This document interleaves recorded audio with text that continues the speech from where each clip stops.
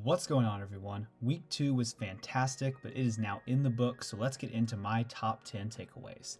At number 10, Week 2 featured two incredible games. In the noon window, the Atlanta Falcons traveled to Dallas and came out of the gate storming when the Cowboys fumbled 4 times in the first quarter, and Atlanta turned that into a quick 20-0 lead. Matt Ryan kept riding Calvin Ridley to a 29-10 halftime lead, but Dallas came storming back. Dak rushed for 3 touchdowns in the second half, including one with less than a minute to go to bring the game to 39-37 Falcons. Cowboys kicker Greg Zuerlein then did the best onside kick I've ever seen and made a game-winning field goal a few plays later. The tough losses for Atlanta seem endless. The other incredible game was Sunday night. Russell Wilson and Cam Newton put on a show in Seattle. Both QBs were almost perfect, and Seattle stopped Cam at the 1-yard line on the last play of the game to hold on with a 35-30 win. Did anyone else get Super Bowl 49 vibes? At number 9, unfortunately, we have to talk about all the injuries. We're only 2 weeks into the season, and the injury count is astonishingly high.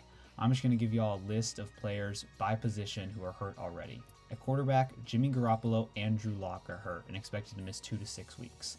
Christian McCaffrey at running back has a high ankle sprain and is out 4 to 6 weeks. Raheem Mostert, Tevin Coleman, Le'Veon Bell, Phillip Lindsay, and Cam Akers also got banged up. Saquon Barkley, unfortunately, has a torn ACL and is done for the year.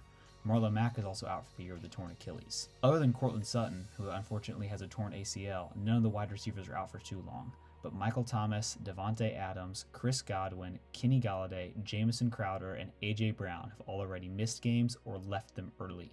George Kittle missed last week, and so did Tyron Smith. Danielle Hunter, Richard Sherman, Anthony Barr, Dee Ford, DeMarcus Lawrence, Leighton Vander Esch, and Byron Jones are some of the star defensive players that are already banged up.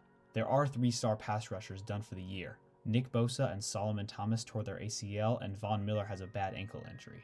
At number 8, if you paid close enough attention to those lists, 2 teams are in big trouble. Denver has lost their quarterback, running back, wide receiver, and star pass rusher. I thought they had a chance at the playoffs, but they may be sitting at 0-5 or 0-6 with Jeff Driscoll under center, which means no playoffs. San Francisco is the other team that's just lost everyone. Garoppolo, Mostert, Coleman, Debo, Kittle, Sherman, Bosa, Ford, and Thomas are all injured.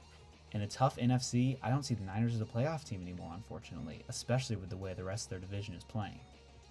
At number 7, Tom Brady got his first win as a Buck this week by beating the Panthers.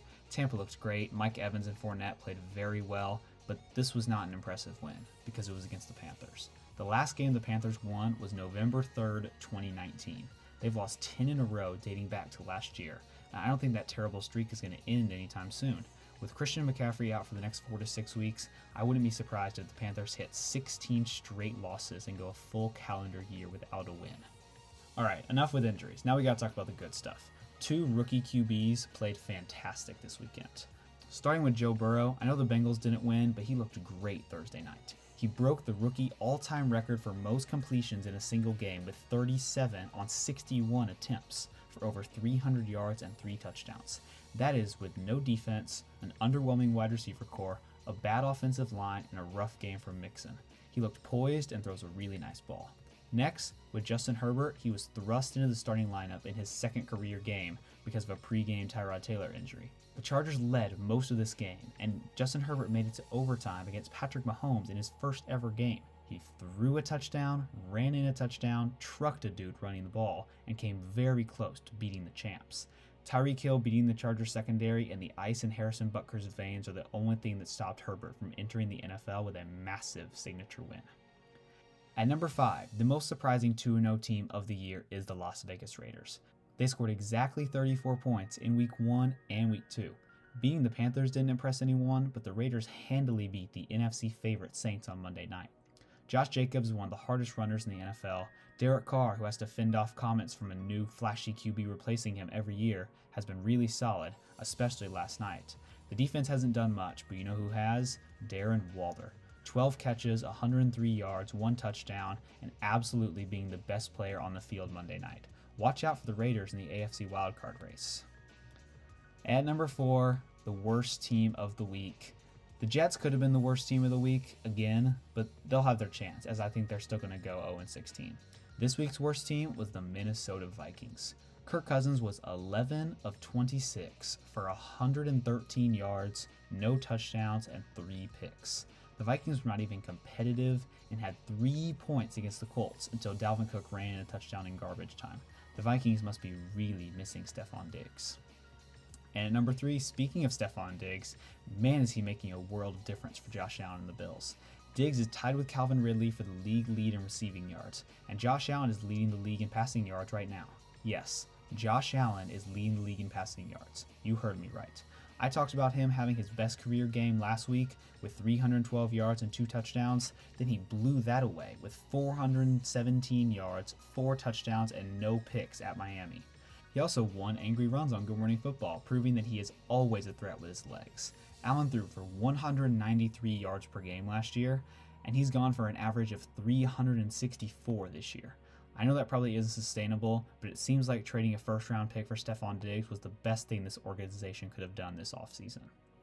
At number 2, the NFC favorites race has shortened to 2 teams, with the Saints losing to the Raiders. Aaron Jones carved up the Lions, and Green Bay kept cruising, while Seahawks and MVP favorite Russell Wilson, who has 9 touchdowns and 11 incompletions through 2 games this year, didn't miss a beat.